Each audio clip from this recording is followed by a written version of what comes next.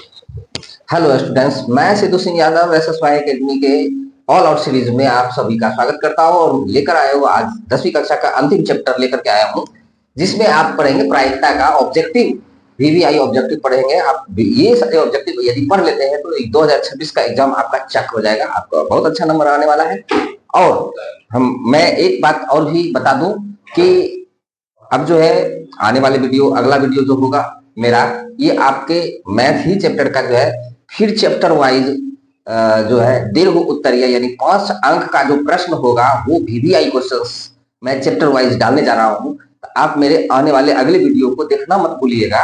All out series के अगले part में जो है हम आपको दीर्घ उत्तरीय यानी 5 अंक वाले जो प्रश्न है उसका हल करके हम आपको बताएंगे, आसानी से समझा करके बताएंगे, ताकि आप 5 अंक वाले प्रश्न को भी ना छोड़े और वो अच्छे से बना सकते हैं। चलते हैं हम प्रश्न की ओर चलते हैं। तो देखते हैं, लिखा है कि निम्नलिखित में कौन किसी घटना की प्रायिकता नहीं हो सकती है। किसी घटना की प्रायिकता, प्रायिकता क्या है? प्रोबेबिलिटी। प्रोबेबिलिटी जो होती है, कोई भी एक घटना है और एक में से एक से ज्यादा नहीं होना चाहिए। तो एक घटना है तो होने या ना होने की आधी आधी चांस होता है, संभावना होती है। तो यानी एक है तो एक से ज्यादा कैसे हो जाएगा? तो एक से कम हो सकता है, उसकी संभावना एक से कम हो सकता है, एक से कम हो सकता है, ये भी एक से कम है, लेकिन एक से ज्यादा नहीं हो सकता है। अर्थात प्रायिकता जो है 1.5 जो है ये कोई घटना की प्रायिकता नहीं हो सकती है। ठीक है, एक से ज्यादा और 0 से कम कोई भी प्रायिकता नहीं हो सकती है। 0 से कम होने का मतलब माइनस में होना, 0 से कम होने का मतलब माइनस में होना, तो माइनस में कोई भी प्रायिकता नहीं होती है और एक से ज्यादा कोई भी प्रायिकता नहीं होती है। तो ये 1.0 भी आ गया, 0.0001 आ जाएगा तो भी कोई प्रायिकता नहीं होगी। तो उसी प्रकार से अब चलते हैं, अगला प्रश्न है कि प्रायिकता का न्यूनतम मान क्या हो सकता है? सबसे कम से कम प्रायिकता कितना हो सकता है? तो कम से कम जो है 0 हो सकता है, 0 से कम नहीं हो सकता है, माइनस में तो होना ही नहीं है और एक से ज्यादा तो होना ही नहीं है। तो सबसे कम कितना हो सकता है? 0 हो सकता है। और सबसे अधिक अगर पूछा जाए सबसे अधिक मान क्या होता है, तो 1 होता है, एक से ज्यादा नहीं होता है। तो ए वाले ऑप्शन को आप टिक कर लेंगे, ब्लैक कर लेंगे।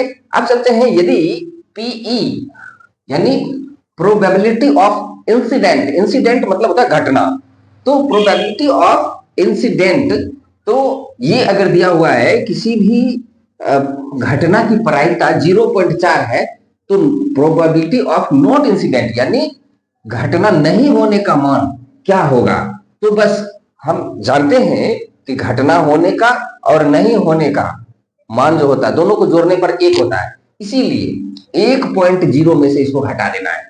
1 पॉइंट, ये 0.4 है, 1.0 में 0.4 घटा देंगे तो जितना बचेगा वही मान होगा, यानी 10 में से 4 गया 6.0 यानी 0.6।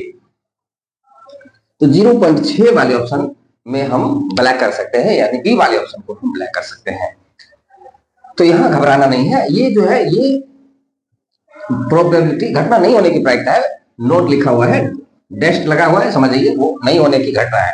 अब एक असंभव घटना की प्रायिकता क्या? असंभव घटना क्या होती है? असंभव घटना जो होता है वो जो नहीं हो सकता है, जैसे कि 3 लाल पेन है, 3 लाल पेन है, 4 जो है काली पेन है, काली पेन है, और 5 जो है उजली पेन है,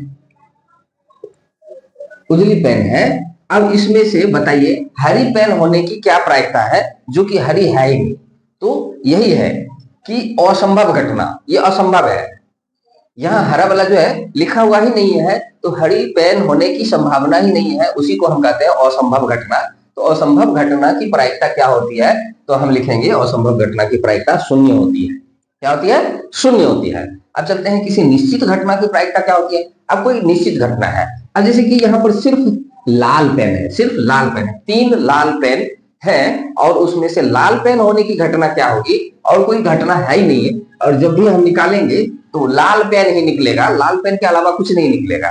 तो लाल पेन एक ही बार में निकल जाएगा, उसकी घटना 1 होती है, यानी निश्चित है कि लाल पेन निकलेगा, उसी को हम निश्चित घटना कहते हैं। निश्चित घटना की प्रायिकता हमेशा 1 होती है। तो 1 बी वाले ऑप्शन में है, बी वाले ऑप्शन को हम ब्लैक कर सकते हैं। अगला प्रश्न है, यदि कोई घटना, यदि ई कोई घटना है, ई क्या है? कोई घटना यानी इंसिडेंट है, तो पीई यानी probability of incident plus probability of not incident यानी घटना नहीं होने का प्रायिकता का मान क्या होगा। तो यानी घटना होने की प्रायिकता और घटना नहीं होने की प्रायिकता दोनों को अगर जोड़ दिया जाए तो उसका मान 1 होता है, जो कि बी वाले ऑप्शन में है। यहां से वहां तक खाली बी वाले ऑप्शन में, बी वाले ऑप्शन में है, तो बी वाले ऑप्शन को हम काला कर सकते हैं। चलते हम अगले प्रश्न की ओर। चलिए देखते हैं। अगला प्रश्न है कि एक थैले में 6 काले तथा 8 उजले गेंद हैं, तो कोई एक गेंद आकस्मिक रूप से निकाला गया है। इस गेंद के उजला होने की प्रायिकता क्या होगी। किस गेंद की प्रायिकता पूछी जा रही है, उजला होने की प्रायिकता, यानी व्हाइट। इसकी प्रायिकता होने के लिए व्हाइटों की संख्या कितनी है, यानी उजली गेंद की संख्या है 8। उजली गेंद की संख्या है 8 बटा ये दोनों मिलाकर के, यानी कुल मिलाकर के कितने हैं, 6 + 8 यानी 8/14। इसको अगर काटते हैं तो 2 से ये 4 हो जाएगा और ये 7 हो जाएगा, और 4/7 बी वाले ऑप्शन में है, तो आप बी वाले ऑप्शन को काला कर सकते हैं, बी वाले ऑप्शन को टिक कर सकते हैं। ये आपका सही आंसर होगा। अब चलते हैं। अगला प्रश्न है कि 3 सही सिक्के उछाले जाते हैं, कम से कम 2 हेड आने की प्रायिकता क्या होती है। 3 सिक्के उछाले जा रहे हैं, तो सबसे पहले क्या करते हैं कि तीनों को हेड बना देते हैं। तीनों में अगर हेड आ गया तो 3 हो गए, फिर इसमें हेड आया, इसमें भी हेड आया, लेकिन इसमें टेल आ गया। फिर उसी तरह से इसमें हेड आया, लेकिन इसमें क्या हो गया, इसमें टेल आ गया, लेकिन इस बार जो है इसमें हेड आ गया। ठीक है, अब क्या करते हैं, इसमें अब टेल आ गया, अब इसमें हेड आ गया और इसमें भी हेड आ गया, ऐसा हो सकता है। ठीक है, फिर चलते हैं कि इसमें टेल तो था ही, इसमें भी टेल आ गया और इसमें हेड आ गया, लेकिन इसमें क्या है, इसमें टेल है, इसमें भी टेल है, इसमें भी टेल है। फिर इसमें क्या है कि इसमें हेड है, लेकिन इसमें टेल है और इसमें भी टेल है। ठीक है, अब अगर इसमें टेल है, इसमें हेड है, इसमें हेड है, ऐसा लिखा गया है क्या? हाँ, ऐसा तो लिखा गया है। इसमें टेल है और इसमें हेड है और इसमें टेल है, तो इस तरह से 8 घटनाएं होंगी। अब इसे कोई ज्यादा संख्या नहीं होगी। अब कम से कम 2, लेकिन 2 से ज्यादा हो सकता है, लेकिन कम से कम 2 बार हेड आना। तो जैसे कि एक बार आया है, 2 बार एक में, दूसरी बार भी आई है, तीसरी बार, और ये चौथा, यानी 4 बार जो है ऐसा है जिसमें 2 हेड तो जरूर है। तो 4 बटे टोटल घटना कितना है, 8, 4 4 8, टोटल घटना है 8। यानी इसको अगर काट दिया जाए तो 1/2, 1/2 कहाँ है, तो ए वाले ऑप्शन को आप ब्लैक कर सकते हैं। अब चलते हैं अगले प्रश्न की ओर। अगला प्रश्न है कि एक साथ 2 पासों को उछालने पर प्राप्त संख्याओं का जोड़ 7 होने की प्रायिकता क्या होती है। जब भी हम 2 पासे को एक साथ उछालते हैं तो वो हो जाता है 36 घटना। कितने घटने होते हैं, घटनाएं होते हैं 36। तो 7 दोनों को जोड़ करके 7। अब छक्का गोटी को उछालेंगे तो जोड़िए कि किस किस संख्या को जोड़ने पर 7 होता है। अगर 1 आया होता 1 में तो दूसरी संख्या 6, अगर 2 आया होता तो दूसरी संख्या क्या होगी, तो 5।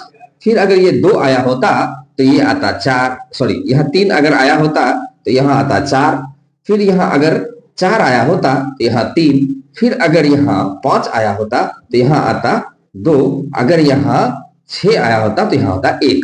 अब इतनी ही संख्या है जिसको जोड़ने पर 7 प्राप्त हो सकता है। तो जैसे 1 2 3 4 5 6 संख्याएं हैं जो कि जोड़ने पर हो जाता है 7। तो 6 संख्याओं की 6 संख्या है, तो 6 बटे टोटल घटना होता है 36, काटने पर 1/6 प्राप्त होता है।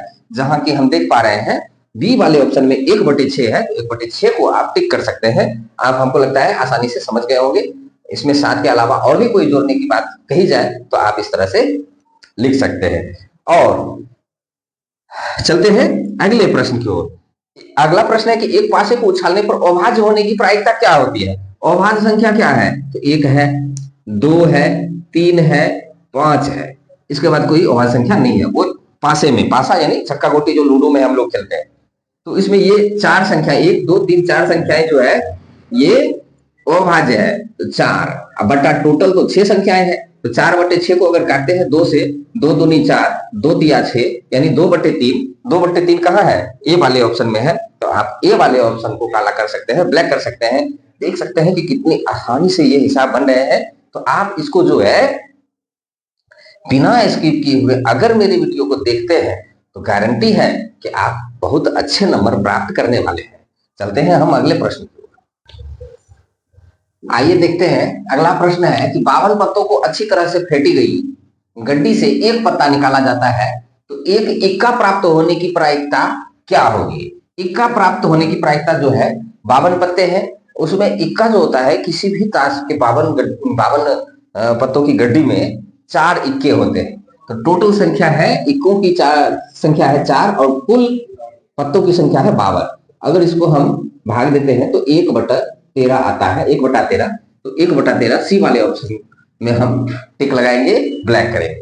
प्रायिकता तो बहुत आसान है, ठीक है। अब है 2 पासे एक साथ उछाले गए, 2 पासों को एक साथ उछाले गए, दोनों पर एक ही संख्या आने की प्रायिकता क्या हो सकती है? तो दोनों पर एक ही संख्या, तो दोनों 1-1, 2-2, 3-3, 4-4, 5-5 और 6-6 हो सकता है।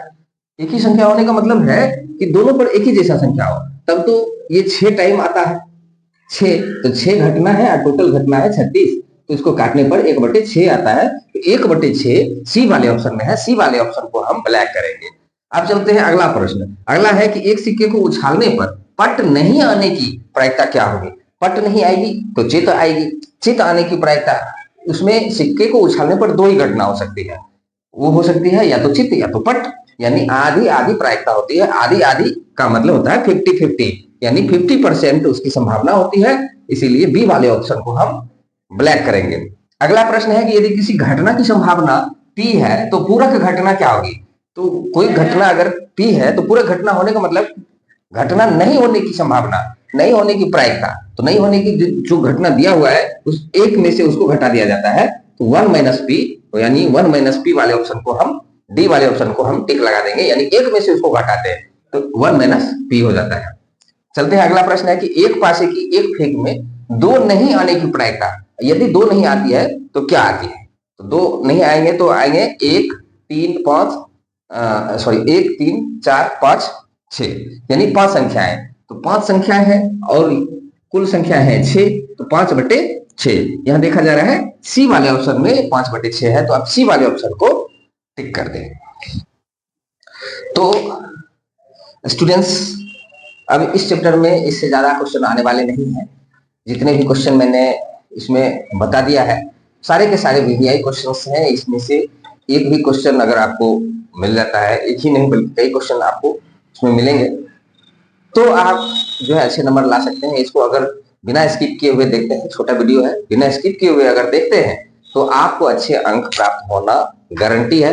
तो आप जो है इस वीडियो को जरूर देखें और आने वाले वीडियो में हम आपको दीर्घ उत्तरीय प्रश्न का जो है हल करके बताएंगे, जो अच्छी तरह से बताएंगे। जो वीवीआई दीर्घ उत्तरीय क्वेश्चन है जो कि आना ही आना है आपके परीक्षा में, तो चैप्टर वाइज हर चैप्टर का दीर्घ उत्तरीय प्रश्न हम आपको रोज डालेंगे और आप डेली करके अगर मेरी वीडियो को देखते हैं तो आपको जो है बहुत अच्छा अंक प्राप्त होने वाला है, आप बहुत अच्छे से समझ पाएंगे।